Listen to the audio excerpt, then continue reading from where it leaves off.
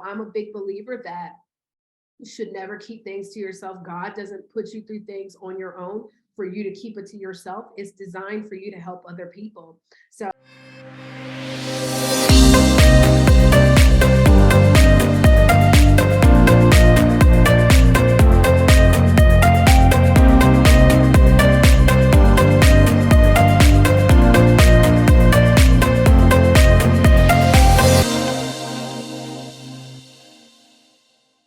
Welcome back to another episode on the Wealth in Christ Show, a show where we inspire the masses to become financially free while building God's kingdom.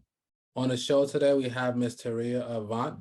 Ms.Taurea Avant is the author of more than 15 books, and the latest including the 10K book, Don't Go Broke Trying to Be a Business Owner, and How Not to Be a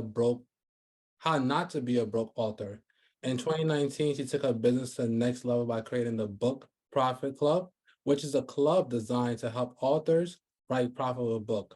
In this episode, we'll discuss how Ms.Taurea helped authors write profitable books to grow their business. So thank you for being here, Ms.Taurea. well, thank you so much for having me. I appreciate it. So my first question is, who is Ms.Taurea? How long do I have to answer that question? As much time as you need. Okay, well, Taurea, if I were to describe myself like in a summary, I will say Taurea is hardworking. I'm focused, determined, definitely a woman of God. I've been through things, as we all have, and I allow those things that I've been through to keep me in a place of gratitude. And I'll also at the same time, because I know that may sound weird, like the stuff that you've been through puts you in a space of gratitude because you know that everything that you go through doesn't always stay that way. So you're able to come out. Originally from Hampton, Virginia, was born, both my parents were in the United States Air Force. So that's how I ended up in Virginia. Most of my family does not live in Virginia. A big daddy's girl. I also was very in love with my mom. Unfortunately, she passed when I was 11. And so then, I moved in with my dad, became a big techie with the Hampton University, graduated with a degree in computer science. And like many college graduates, you're like, okay, now I'm ready to take on the world and, get this great job they told me I would get. And that did not happen. um, I was making about $26,000 a year before taxes were taken. And so it was tough. It was definitely a struggle. I used to donate plasma twice a week. And shucks, I think at that time, I don't know what you get now, but I know at that time you would get like $20 a donation. So that twice a week, that $40 every, couple of days was definitely needed and used. And it wasn't until my father was diagnosed with stage 4 cancer. And that's when my life kind of like shifted. In fact, I've had several moments of shifting. But in that moment, it was kind of like something I was not prepared for. I'm in my 20s. I could never imagine it now. My father may not possibly be here. And after 7 months, that became the truth. He ended up passing away. But I'll tell you this, when my father had his celebration of his life, this was the big paradigm shift for me because I remember meeting people that he worked with. I had never met anybody that he worked with prior to that, but meeting people that he worked with that were from all over the world. And I'll never forget this Indian guy that when he was coming around to pay his respects to the family, he could barely even keep himself together, like barely walk. And as he was walking out, he fell to his knees. And I just remember seeing him and wondering if my dad knew that he had impacted this man's life this way. Now, prior to then, I had been a tripreneur, trying all types of businesses, quitting them, trying them, quitting. But at that moment, I decided that I would now become a serious entrepreneur, move to Atlanta, really, really get focused on helping and impacting people. And then that's what we've been doing today. But please know, even in that journey that I've gone through, it has not been easy. It's been ups and downs, good, bad, but it has absolutely been worth it. And if you were to ask me, would I trade any of what I've been through in my life? Would I trade any of it at all? I wouldn't, because if it wasn't for the things I've been through, I wouldn't be the woman that I am today. So that's a short version. Of course, I got more, but we'll see what we talk about. Thank you for the introduction, and I'm sorry, sorry for your loss. And one thing I like that you mentioned, especially when you talk about your dad, is a celebration of life. Mhm. Oftentimes when we go through hard times, we often like see it as a downfall. And like you mentioned, it's about being gratitude. And I'm glad that that experience is allowed you to shoot forward, to launch to this lady that we now know, who has written 15 books, who was two-time author, two-time speaker on TEDx. So it's definitely a pleasure to have you on the show today. Thank you. And I want to ask, what inspired you to become an author? So this is funny because I never wanted to be an author, right? Because in my mind, but this is crazy because by the time like I started entertaining the idea, like I had read so many self-help books, but in my mind, writing a book meant like writing my biography, which that's what most people want to do. They want to write their life story. But I haven't lived the best part of my life yet. Like Oprah has not called me yet. Well, Sarah Blakely has not called me yet, both billionaires women. I mean, I haven't spoken on MegaFest stage yet, with Bishop T.D. Jakes, who's now passed that over to his daughter. I haven't been on these major platforms. So no, I'm not writing my life story. So I would always be like, I'm not writing no book. And it wasn't until I went to this workshop that was talking about how you leverage your book to grow your business, right? So I used to be in an industry called network marketing. And network marketing, that's like the Mary Kays or the shakes. What they do, the weight, the trainers, the weights, all those different products, right? There's a lot of them, Primerica, and Primerica, prepaid legal, all those companies, right? So I was in a company at the time where we were selling coffee.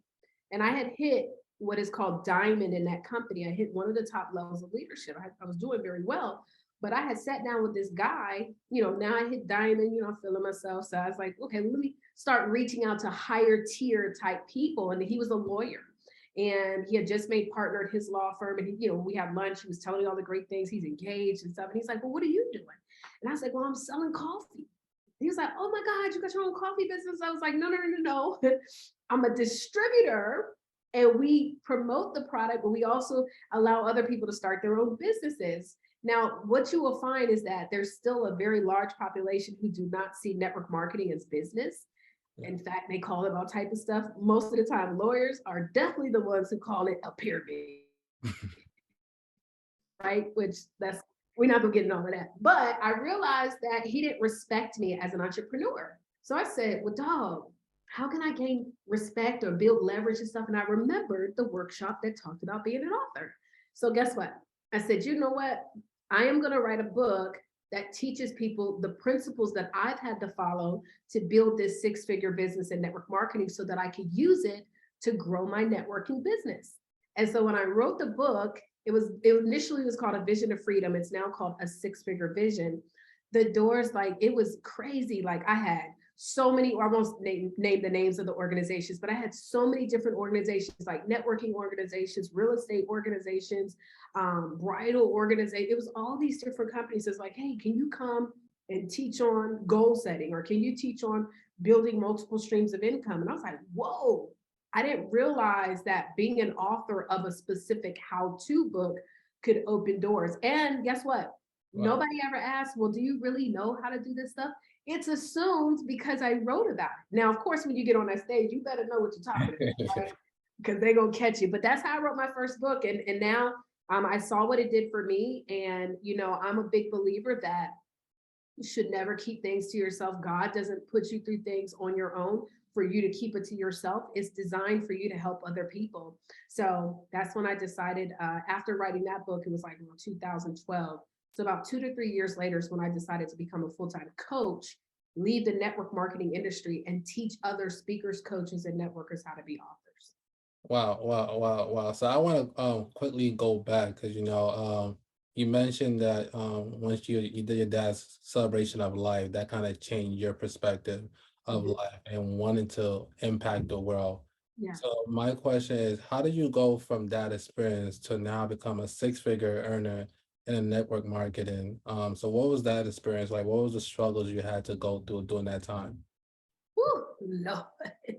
The struggles. Okay, the struggle to anything worth having is going to be definite. It's always going to be a struggle, right? Just because we are men and women of God doesn't mean that we're not supposed to deal with challenges. That's just life be lifing, right? So some of the challenge, I mean, dog, well, first of all, we talk about building in the network marketing space where you have a large majority of people who don't see it as business, right? So you still have to get through those numbers of convincing and talking to people. It was a very hard schedule. One of the things I will tell you on that journey to being a six-figure earner in network marketing, I made a lot of mistakes too. I isolated a lot of people that were my friends. I didn't learn how to compartmentalize them. I'm grateful that God has given me that wisdom now, how to do that, where everything doesn't always have to be business. But I lost a lot of friendships. I lost a lot of relationships. I lost people. I mean, some people worked themselves to the point where God called them home early, right? Or on his timing. But the journey to success in anything, whether it's business, whether it's career, whether it's wellness, whether it's relationships, or even your spirituality, there's always going to be challenges. And so I could sit down and give you some of the specifics, but what I want everybody that's listening in here on this show is that you must understand that anything worth having comes with challenges. Why? Because we got to be able to give credit to him, right? We got to give credit to him that it's because of him, huh? What? Come on now. He pulled us through and allowed us to be able, and guess what? You don't appreciate it if you didn't have to work for it, right? So yeah, I mean, it shucks, even in this coaching space, to become a coach who has now, I've been able to help more than 5,000 people in this arena. It's been a journey. When you're dealing with people and you're dealing with different personalities and everybody who has different backgrounds and stories and circumstances, there's always that challenge. So yeah, that's kind of like a way to sum it up without getting too specific. But I mean, betrayal, I've been betrayed, I've been talked about, I've been lied about, but you cannot focus on those things. You got to just stay focused forward, as I always like to say. Wow, that's really great. And there's so many questions that I want to ask, and I guess I'll go with this. Because I'm understanding that like the fire started when you was celebrating your dad's life, which then led you to go into becoming a six-figure earner in this network marketing. Well, not technically. So there was a couple of things that happened between then. So when my father passed away and we celebrated his life, and it wasn't just a celebration, it was me seeing that Indian guy, his life be impacted, him being literally bawling and tearing up, right? Like just done. I wanted to know that my existence here on this world, like I didn't want to have to like question if I was impacting people like that. And I don't know if my dad knew how much these people loved him. I don't know, because I mean, he never talked to us really about like what took place at work and the relationships. I know he was just a fun guy, a loving guy, but I don't know. And I never want to question that. So when I moved to Atlanta a month after he had passed, I didn't initially start in network marketing. I started my own business. And so I was doing like web design in fact, I was doing web design for this party promoter here in Atlanta. And he was the one who connected me to a young lady in the industry of networking. I didn't know exactly what I would be doing as far as how would I impact people's lives.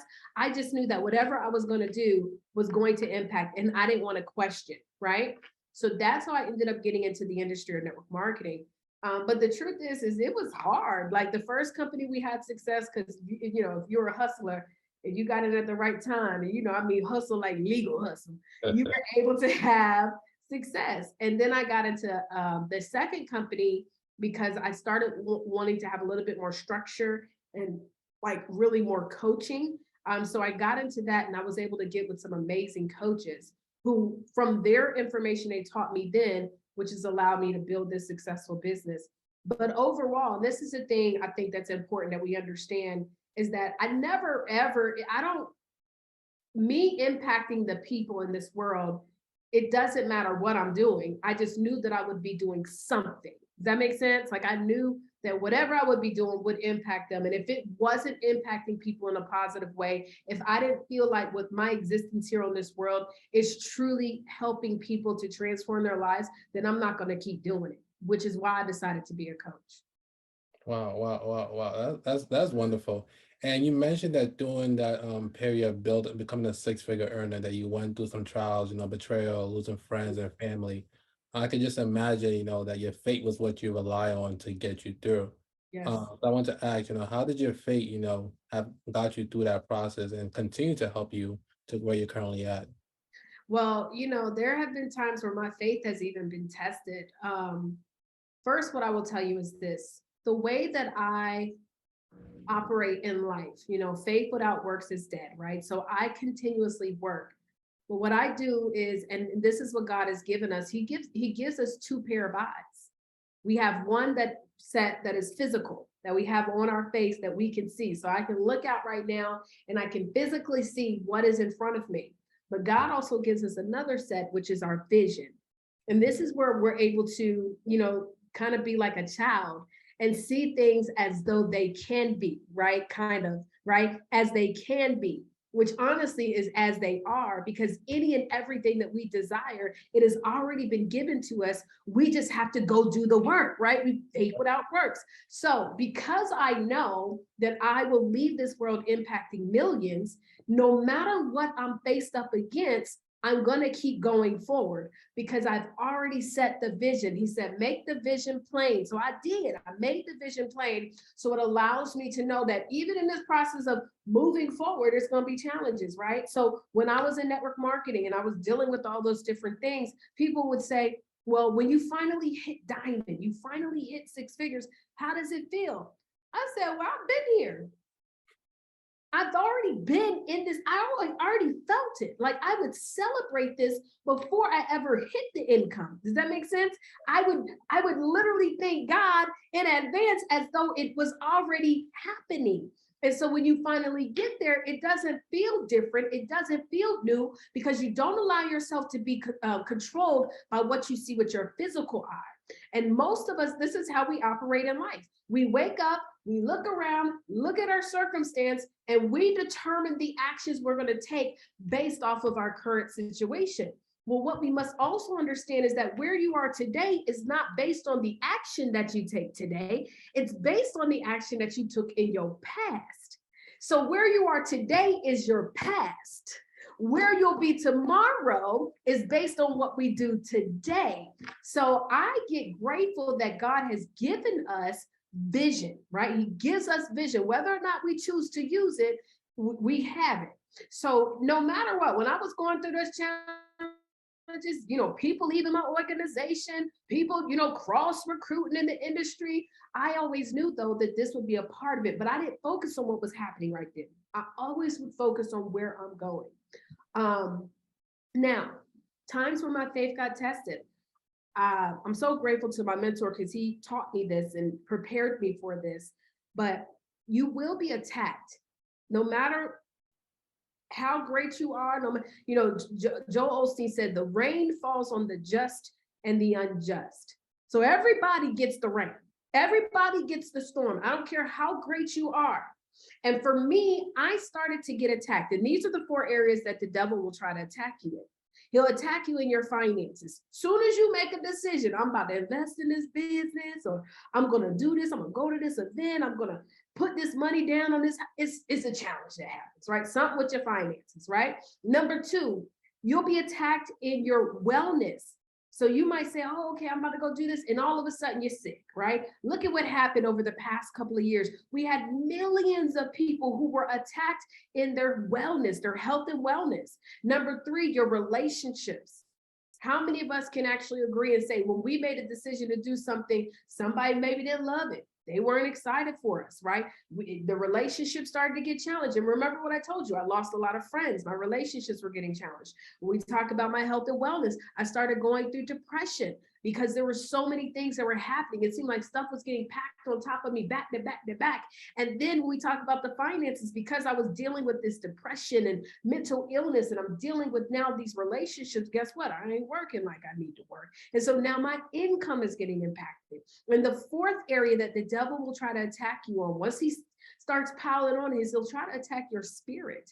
And so I'm not saying that your girl is perfect, because back in, what year was it? It was 2000 and I want to say maybe 12, 13.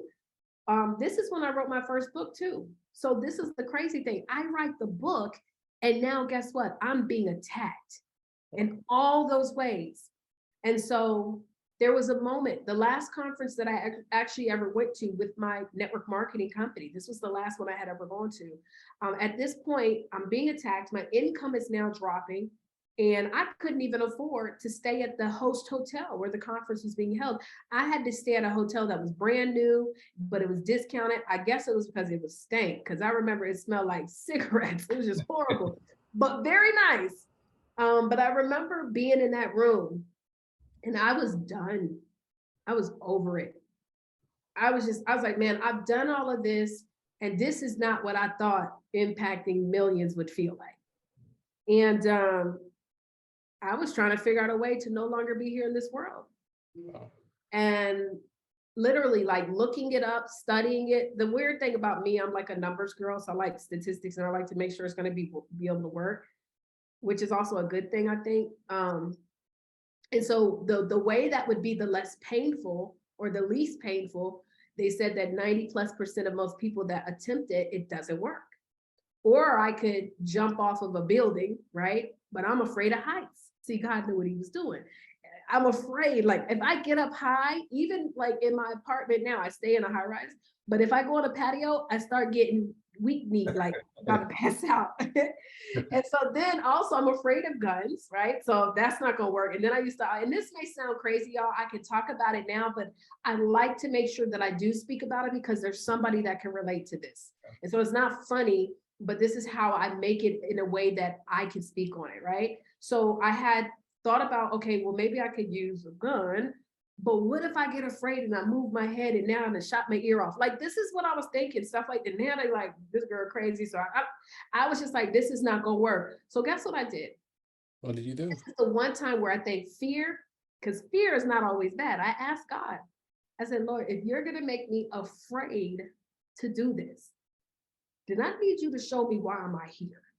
Because this don't feel like it. This is not it. I literally prayed to God, please, I need some, because I cannot keep moving in this way. I mean, from the outside in, everybody sees the car, they see the clothes, they see the jewelry, they see the success, but not realizing that deep down, I'm just dealing with so much and I'm not feeling like this is what I'm called to do. I'm feeling like it's time for me to move on. And so that's when in fact, my coach, the time he called me, he's like, you need to start coaching, like leave the industry and start coaching. And man, it's probably one of the best decisions I've ever made. Would I ever trade being in network marketing? Because it wasn't always the best for me, but no, I would not, because it helped me to be the leader that I am today. And I still love some of the parts of what it helped me with. But man, I'm grateful though that I went through that experience too, because it now allows me to be able to share this and hopefully help someone else that may be feeling at their wits' end. So faith, listen, faith I'm not telling nobody that it's easy to continue to walk in faith. There have been times where, yes, I just be like, I'm done. But guess what? As long as you keep that understanding that God is still with you, right? And he wants us to have better. You've got to have conversations with him. You cannot try to do this by yourself. And he will give you those answers. You just got to trust in the answers. Hey family, I hope you enjoyed this episode so far. On December 17th, I'll be hosting a free panel discussion titled The Road to Success. This panel discussion will take place at CAC Mountain of Blessing, New York, and this panel discussion will feature Carlene Robinson from episode 15, Derek Skeet from episode 4, and Jamal Boyd from episode 49. Click the link down below to RSVP for this event. Now back to the episode. No, that is wow. That's a great story. The one thing that keeps coming to my mind, I guess it started the one word. It started when you started telling your story is resiliency. That you was just like a person who kept on going no matter what the trial. You always find a way, and God continued to help you. And it's interesting how you wrote your first book during that same time. But you know, what was that process like to write your first book going through that time? You know, or did it go well? How would you compare it to compared to now 15 books later? Right. You know, it's crazy because I don't even really remember like emotionally what the process was like at that point. I think I was just so busy, I just was figuring out ways to help grow this business and do what I needed to do. Um, so on the emotional side, I can't tell you, but what I can tell you as far as the physical side, I literally wrote that book in 30 days. I was able to really like invest into another program that taught me how to kind of like frame it out. So I framed out the book based on the way that they taught it. And I just used information that I knew. So I didn't create like a research book or any of that. I created the stuff that I knew, the things that I had done so that I could help other people. And that's the truth. When people are looking to read a book that's on self-help, they're not looking for researched material. They want to know, well, how did you do it? So I literally just wrote about like the things that I was able to do to grow my business. Now, believe it or not, I wrote a chapter on fear, and that happened to be one of the stronger chapters that a lot of people would ask. So I had wrote a book, I don't promote it anymore, but I wrote a book about overcoming fear. And then after I went through that depression situation, because I've dealt with depression all my life, but when I was having the suicidal thoughts, I wrote a book about depression as well. So I would say this, for me now moving forward, I always write a book based on what I see is needed. And I don't want to say just in the marketplace, but I'll also say in the kingdom place too, right? So that book, I wrote that book specifically to obtain, to overcome a need. And that need for me was to be able to leverage it to grow my network marketing business so that I could get, so I could get more clients that wanted to be in the business. I wrote that book. But yeah, so I mean, we have a real great system here. I teach people, and we teach you now how to get it done in 3 days or less. But mentally, I can't even tell you where I was at. I don't even remember. I don't know. I mean, thank God for bringing you through that. You don't even remember, like now you just remember. Right? And so thank God for that. Yes. And it leads me to ask, what are the 5 steps to becoming a profitable author? 15 books later, what are the 5 steps you can say that people need to get done in order to have a profitable launch and, Mhm. build a business? Ooh, 5 steps. Okay, so, well, first, the most important thing that I always tell people, because I have what is called the 5 P's of book writing success. But the first thing that every author or future author must do, which most don't, is you got to plan this thing out.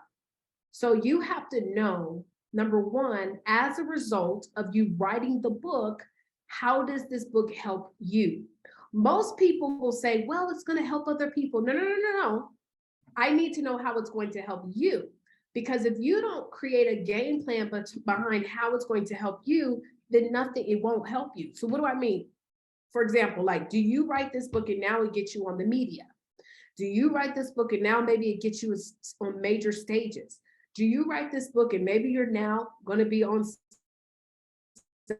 several shows, right? Well, in Christ, hello, right? So you got to plan out the book of how is it supposed to help you, right? So when I wrote my first book, in case y'all forgot, I said I wrote it so that I could recruit more people into my network marketing business. So because I knew, that's why I changed the name and stuff, since I'm no longer network marketing.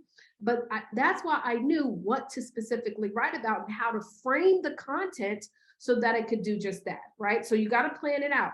Number 2, stop taking forever to get these books done. We mustn't, I meet people all the time, Chad. I've been working on my book 10 years. No, you haven't. First of all, stop playing with me, right?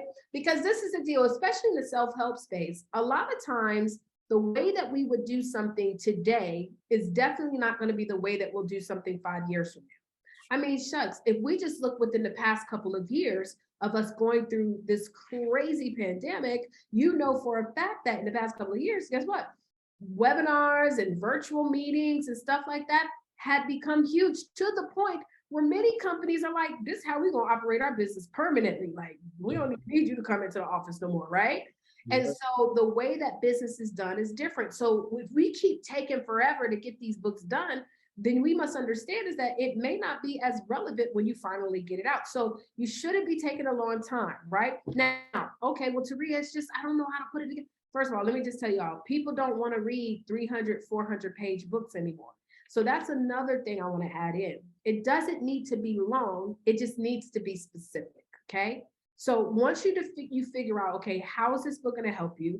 Then you're going to say, okay, I'm not going to take forever to get this. Now what you want to do is figure out what are going to be the specific steps in the book, right?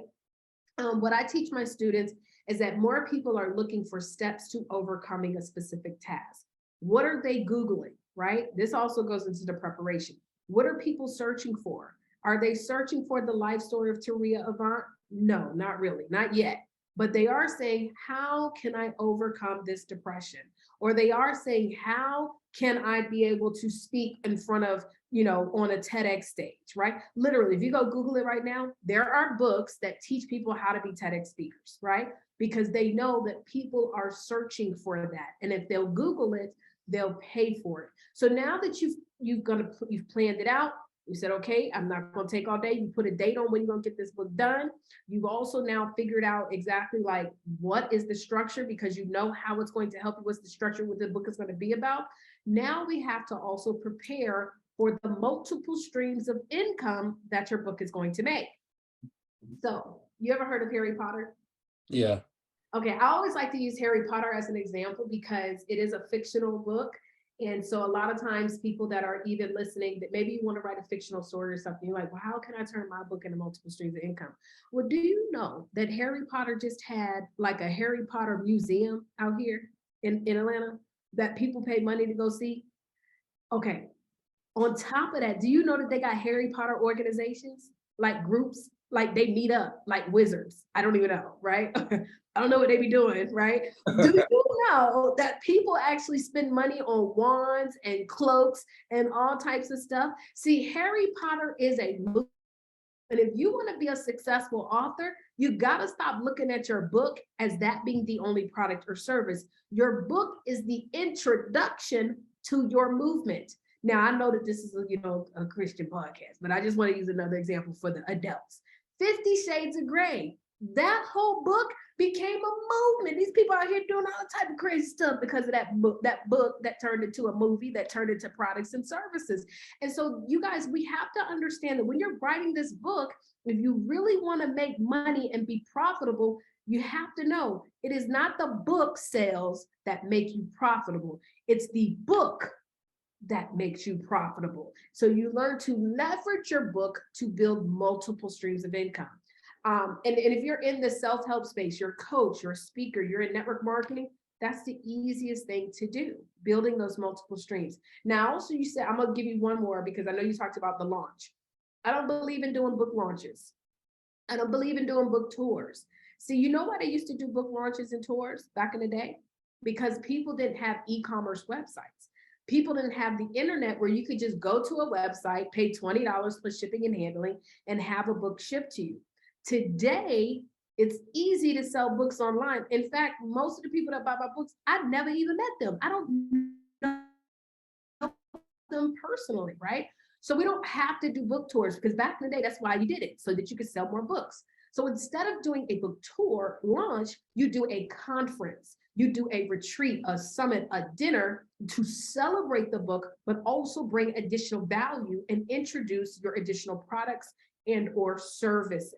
So this is how you really want to leverage that. I did the whole time since I've been in this author world, I've only ever done one like book launch sign, and it was a complete flop, right?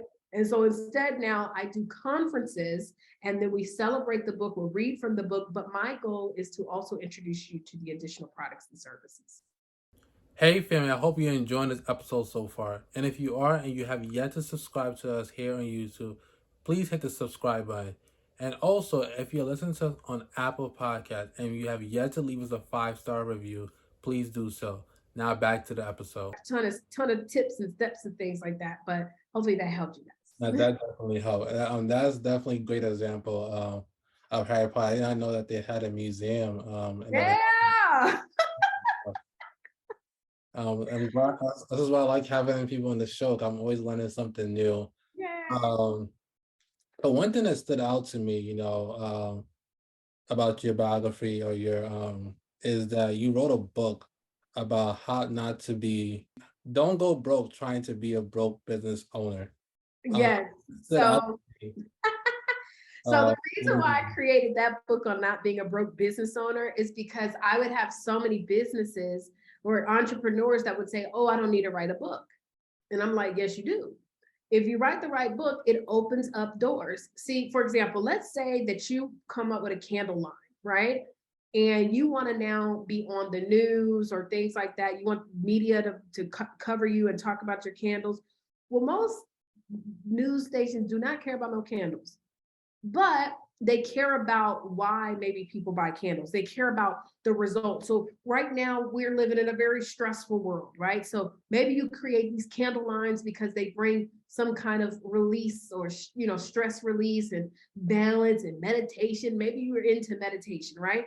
So these are candles that release aromatherapies that you can also use while meditating, right? So instead of writing a book, because you're not going to write, most people think, well, then I don't want to write a book about candles.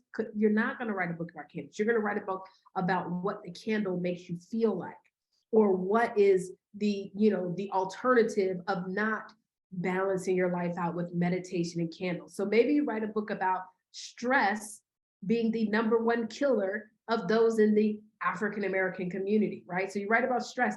And so one of the chapters you talk about being able to like meditation or take a beat, take a pause. And in that chapter, you talk about your candles, or you talk about why you love candles so much. And this is why you created a candle line, right? Now, instead of you pitching your candles, you pitch the fact that you wrote a book about stress and how it's killing our community. And now guess what? The news wants you to come on the show to talk about stress, to talk about how to overcome that. Right? Guess what you're going to talk about? Well, one of the things I believe is that you should definitely take a beat. So I like to use my candle that has aromatherapy. And then with that, I have some special meditations that I do. This is another stream of income because then you can sell the meditations. And I also like to go to retreats, and I bring my candles everywhere I go, and they help me. So you see what I'm saying? So now I can change the mindset, because a lot of business owners do not know how to market themselves. And writing the right book is one of the best tools, hands down, to market yourself and your business. Now, the truth is that 80% of most businesses, we already know, do not even survive past their second or third year. And this all connects to the fact that we're marketing very linearly instead of really branching out and creating other opportunities to expand and build our brand up. And so being an author is one of the ways. So I wrote that book specifically because I kept having business owners like, no, I don't need to write a book. So guess what I did? I wrote a book that will connect directly to them, and then they'll see the value in being an author. Now that's really good. And when should people write this book? Because like you mentioned earlier, that, when you start writing this book, you started getting attention, you started being featured in different media, and, you had conferences and retreats, and you got on the stage, people want to know that you know your stuff. And oftentimes, especially in the past 2 years, you see a lot of people become entrepreneurs, but they don't know their stuff. So when is the right time for entrepreneurial business owners to write a book? That's such a good question. Well, first of all, I got two parts to that. The first thing, to answer the question, when is a good time? When do you want exposure? When do you want to have that platform? And hopefully all of us are like, immediately, right? I want to start getting exposure for my business as soon as possible, right? Because that's how you make money. Exposure equals money. So you want to get that done as soon as you can. In fact, the right book and done the right way can actually be what launches your business. So let's say, again, let's use the candle example. You want to actually launch the business. So you write a book about overcoming stress. You pre-order the book because everybody wants to, get into that space. But I have a client right now doing this. And then when you do your launch/conference, you also push out the candle. Now, what's going to happen is that people are going to buy that candle left and right because you are the expert about stress. They're going to buy it because you're the doctor when it comes to stress. Think about it. When your doctor prescribes you medicine, many people, do they question the doctor? No, they do not, right? They say, okay, this is my prescription. Let me go ahead and get what they prescribe.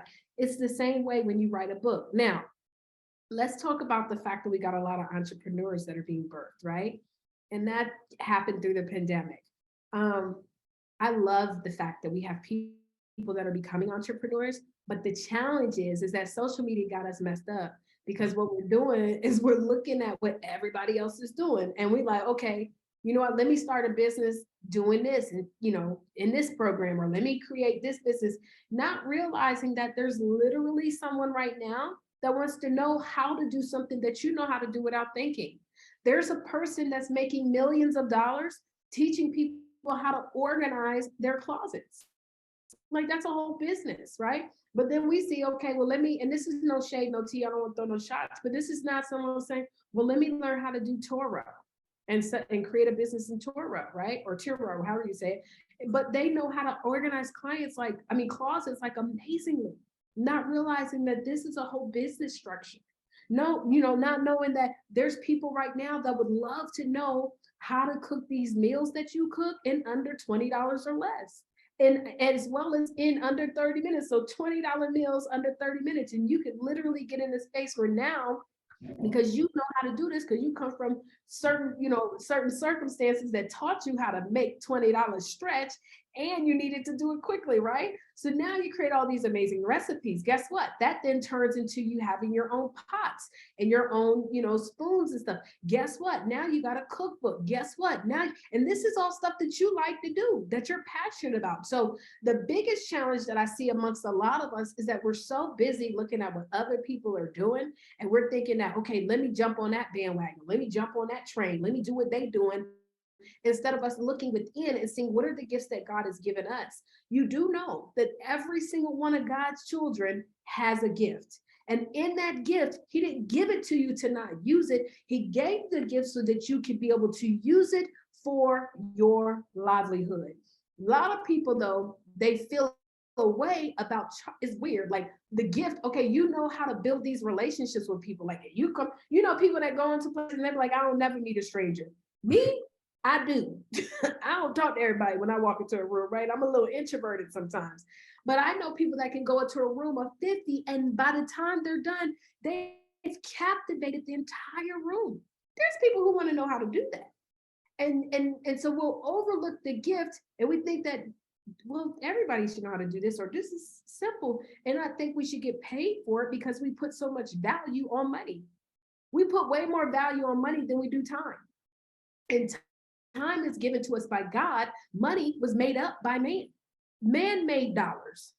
Man made credit cards. Man made all these different things that we give so much praise to. Man made cars. Man made jewelry, right? But time, God determines that, right? So we have to understand that all of us listening, we all have a gift. And that gift can be turned into a business where you can get money made by man and impact the world. So I just want to encourage you guys, like, stop trying to do what everybody else is doing, because you might fall into it and you might be making money, but you might end up like me, making, you know, having made money and being in a room and saying, this is not what I'm called to do. This is not what I want to do. And you chase the money, but you never chase the purpose. So there you go. Wow, wow, wow, wow, wow. One thing that seems like is a repeating theme in this conversation is how from a book you can create multiple streams of income. Yes. And you know, oftentimes people like to quote this saying that a millionaire has 7 streams of income. And I realized that sometimes that could, you know, confuse people and thinking they have to start 7 different businesses at a time. Come on now. And Yeah. I want to ask, you know, being the fact that once you write this book, you know, there's so many different options depending on what kind of context is in the book. What would you say should be the first thing people should target in terms of, I'm gonna monetize this to get more profit from the book, or should they just go and do conference, media, um, collaboration all together? Or is there one thing that you prefer that people start off with? Mhm. Well, I will tell you this. That's where going back to the preparation is so vital and important, because you got to figure out like as a result of you having the book, like what is it that you really want to be able to do with it? So do you want to launch your own wine line? Do you want to launch your own candle line for those of us who are in business? Maybe you have a tax business and you want to grow that, right? The book is not necessarily the business. The book is a part of the business. It's a marketing part to the business. So you got to know what's going to be beyond the book, what's bigger than the book. Because once you know that, then the way that you frame your book is going to be designed to connect people to that other thing. So like, let me see, massage therapist. Let's say you're a massage therapist and you like, man, first of all, I want to increase the type of clientele that I get. And I also want to learn how to build multiple streams of income. So what you do is you write a book that talks about, again, let's talk about just being anxiety. Let's use that because everybody like using that word now. So seven secrets to overcoming anxiety. So let me show you how a book turns into multiple streams of income. Well, the reason why you wrote this book is because you want to increase your clientele, but you want to have a clientele that's willing to pay $200-$300 for a massage, right? So one of the steps that you're going to teach, or one of the tips, of course, is to get the use, and you can like copyright your massage technique. You call it like the stress release anxiety something massage. Matter of fact, I just screenshot it. I screenshot it today because they had like an ad that pulled up, and it was called it's a soothe massage. Okay, but I screenshot it. Look, soothe massage. Wow. Because I want to show people that what they've done is they've copyrighted a name, a technique of a massage, whatever they're doing, right? So now, okay, you got this specialty massage that you charge top dollar for. And so in one of the tips, you say to get the soothe massage, right? Another way that you're going to do is you're going to say aromatherapy. So now you get your own aromatherapy line, whether you find one that you can white label or you create it yourself. The easiest way is going to be to white label. Just start off white label. You can find companies that already create the product, and then you can put your label on it and sell it. So what is that? Now 2 streams of income because you're talking about it in the book, right? Technically we're at 3 because you're going to sell the book too. Okay, another way to make some money with you as a massage therapist to create another stream, meditation. What is it that we do when we get a massage? We want some music playing, or we want something. But you say, I'm targeting high level clients. Maybe you're targeting executives that lead really busy lives and they need to have positive reinforcement. So instead of just regular music, you have a special made audio set that has soft music, but also affirmations that are being said. Hello? So now you got this playing while you do your soothe massage. They're going to say, man, I need that, right? Because you might want to sleep with it. So guess what? Now you selling that. That's another stream of income, right? Then maybe because you're high level, high anxiety, you're trying to overcome, you need a therapist. So you say, well, I ain't trying to be no therapist. No problem. Guess what you do? You build a directory of therapists where you can do 1 or 2 different things. Number 1, you can say, listen, I want to bring you some business. If I bring you business, I want to get a little commission. Okay, that's a stream of income where you don't even have to do no work. You just simply refer the business out. So you have a database. Or you can charge therapists. Now that you've built up your following, you can then say, listen, I have a monthly website where I've got thousands of people that are going looking for therapy. You can pay to be on my website to be listed as a therapist. Another stream of income. So where are we at? 4 or 5 streams of income. So this is how, and notice this is all in the book where you're teaching them the things they need to do to overcome a stressful space when you are a high level executive, right? So that's how you build those streams of income, leveraging your book. And I can add more, but I think you can do that now. No, thank you for that breakdown.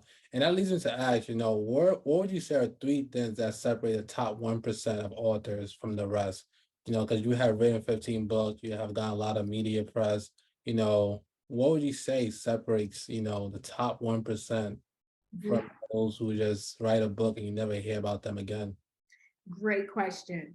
So with the exception of celebrities, because we don't want to count them, because a lot of times a celebrity come out with a book, people buy it because it's a celebrity. I'm talking about us regular peeps, right? So the first thing that separates the top 1%, it's like 80% of authors don't even make a full-time income. They make less than $10,000 a year. So what separates those individuals from individuals who are making money is they write a book that people are searching for. You don't need to sell the book, right? Because the book, the title, the promise that the book makes, people are like, whoo, I want it. Most authors create these titles that don't nobody know what that's about. Imagine you got a book called The Overcoming. Overcoming what, right? We don't know what you're talking about, versus a book that says how to come back when your best friend betrayed you. I promise you, if I go on Facebook right now and say, how many of y'all ever been betrayed by a best friend? Everybody, me, right? So that means if somebody sees that title, they're going to say, whoo, this is good. I need to read it because it tells you on the title what the promise or what it is that you're helping that person with. So that's the first thing. Like the titles of these books, guys, they've got to be specific. I know, and I always say our culture, we are just so creative and we just love to have those deep things. I say sometimes y'all titles be so deep that you got people drowning. They don't even know what's going on, right? So you've got to make sure that you title your book right. Number two, Amazon is not marketing. Post on Instagram is not marketing. We think that, you know what? They've always told me, whoever they is, they always told me that I need to be an Amazon top seller. That is one of the biggest, oh Lord. Wait, time for me to get in that. Y'all, just because everybody doing it, does that make it right? And they say, if everybody jump off the bridge, you're gonna jump off too? No. Do you know how many Amazon top sellers I know who are broke? And I'm not gonna get into this conversation right now. I talk about it all the time on my social media, but y'all, Amazon is not in it for the seller. They're in it for the consumer. Amazon did not become one of the biggest companies in the entire world because they're paying their sellers, businesses, the most money. In fact, I have one of my students, she's here right now. Don't tell her I told you. So she don't listen. So I told her stop selling her book on Amazon. She didn't. She sold over 100 and something copies of her book on Amazon. She was all excited because they sent her a royalty check for $500. When we calculated, if she would have sold that book on her own website, she would have made over $2,700. On top of that, not only would she have made $2,700, she also would have had over 100 new leads of people that she could potentially do business with. On average, most of the people that buy your book, if you follow up with them properly, about 10% of them will spend for a higher ticket product. It's really higher than that, but 10% is lowballing. So out of 100, 10% is 10 people. She's got a program where she teaches individuals how to get into math and technology. Let's just say her program is $500. Okay, 500 times 10, how much is that? That's $5,000. So instead of her walking away with a little check of $500, she could have made over 5,000 plus 2,700, over $7,700. What are we talking about here? So I'm saying to say that just because people are telling y'all that this is the thing, we got to start making sense, y'all. We've got to start thinking for ourselves. Let's stop doing what everybody's doing because everybody's doing it. The top 1%, pay attention to the top 1% coaches and speakers out there. They are not pushing you to Amazon to buy their book. Are their books on there? Probably, but they're pushing you to a website because they're building a database. They're building a contact list. They want you to buy directly from them, right?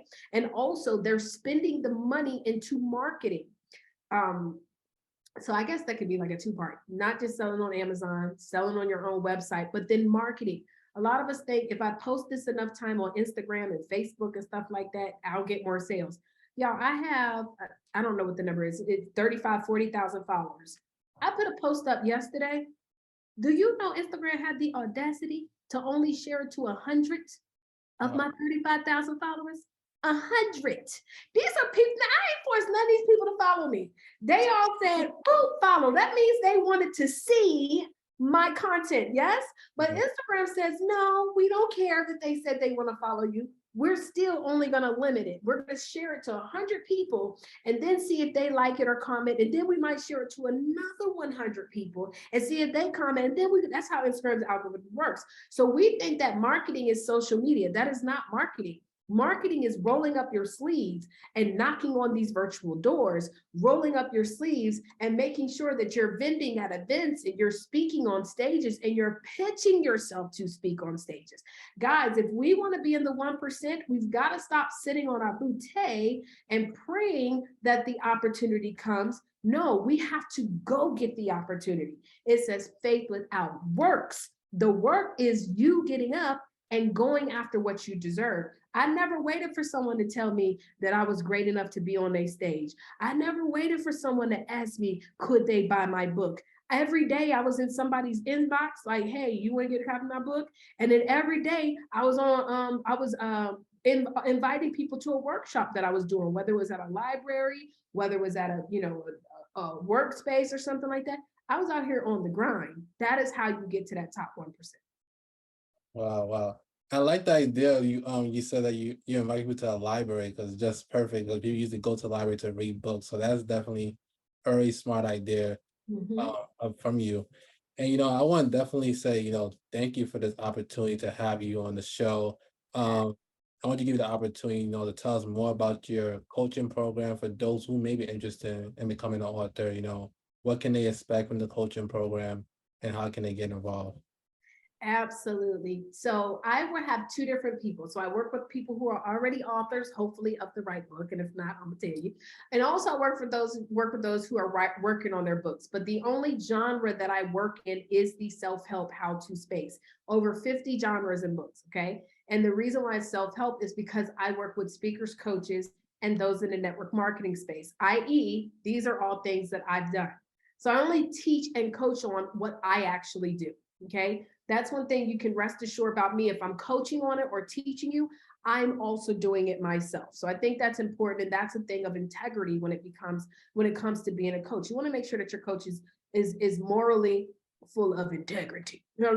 Okay. So those are my audience. So whether or not your book is done or you're working on it and you're like, Taurea, I'm trying to get to $10,000 a month, a week, or even a day. We have had clients who have done $10,000 in not just book sales, but in leveraging their books to sell. We've had clients do $10,000 in plus in a day. Okay. So if you're interested, we do have two main programs. We have our 3-day book camp. This is where we help you to write your book in 3 days or less. And we have typically 80% of your book will be done or more if you really, really plug in. And we even promise that 80%, as long as you plug in, 80% of your book will be done in 3 days or less, or we even refund your money. And guess what? We ain't never had to give a refund because God is good. Number two, we have what is called the Book Profis Club. So where I started to see a lot of challenges is that throughout these years, I was helping individuals to write these books, but then I would go back and check them out, see how they've been, and child, they wasn't promoting, they weren't marketing, they just fell off the map. I don't know. And so that's when I started researching, and I realized that 80% of authors, they never sell more than 250 copies of their book. And generally that is done during the launch, right? They also never make more than $10,000 a year. And so I started doing surveys and asking and say, hey, well, how are you marketing? What are the things that you do? And people just didn't know what to do. So we came up with Book Profis Club, which is designed to teach you how to promote, profit, and get your books to perform so that you can continuously bring that money in. So if you're interested, I have a free masterclass. This is the way, listen, this is the number one way for you to find out what we do and find out with what we have if it's a best fit for you. You're going to go to www.10kbook.com, and that's 10. So 10K for $10,000. So 10kbook.com. My free masterclass will give you a breakdown on three biggest mistakes that authors make. And then we even offer for you an opportunity to schedule a call with one of our team members. Now, rest assured, guys, we're not an aggressive sales team. I don't even believe in that. I don't like aggressive salespeople. Our team is here to decide if what we even have will work for you. So again, 10kbook.com. Not a problem. I do want to ask one question. If you could, you talk about marketing, and you mentioned that only 250 books are sold once the author start promoting a book. What's one thing that people can do and take action, if they have a book already done, to start promoting the book? I got an easy one. Stop leaving home without your books. Like, your book should be with you everywhere. So if you're going out to eat, make sure you have your books with you. So for me, like, if I go out to eat, unless it's like a date, if I'm with the girlfriends or even like with this, once we become a pair, we sitting at the bar. Now, I know we got a lot of Christians listening in, y'all. You ain't got to drink at the bar, but you can sit at the bar, because I promise you, every single time I've ever sat at the bar, I always have 2 copies of my book there. And guess what happens? People buy it. If I go to a conference, you know how when you can go to conferences and sometimes they have tables, you should have your books on the table. Okay. If you go to church functions, okay, when it's time to eat, y'all, we should have our books on the table. I can't tell you how many authors I meet, and I'm like, do you have your book? And they talking about, no, it's on Amazon. What? So you ain't trying to sell nothing then, right? So y'all, just like they say with American Express, never leave home without your books. And if you always have those books in your hand and you have an intention to make sure that those books are sold, I'm telling you it's gonna work. I remember one time I walked into a restaurant that I used to go to all the time. So I knew a lot of people. And I said, hey y'all, I got 2 of my books for sale, $20 a pop. Sold them that quick, made $40, paid for my lunch. And then That's pretty smart. That's pretty smart. And I Mhm. want to ask you, where do you see yourself in the next 5 years? I understand that you want to continue pursuing impacting people, but where do you see yourself in the next 5 years?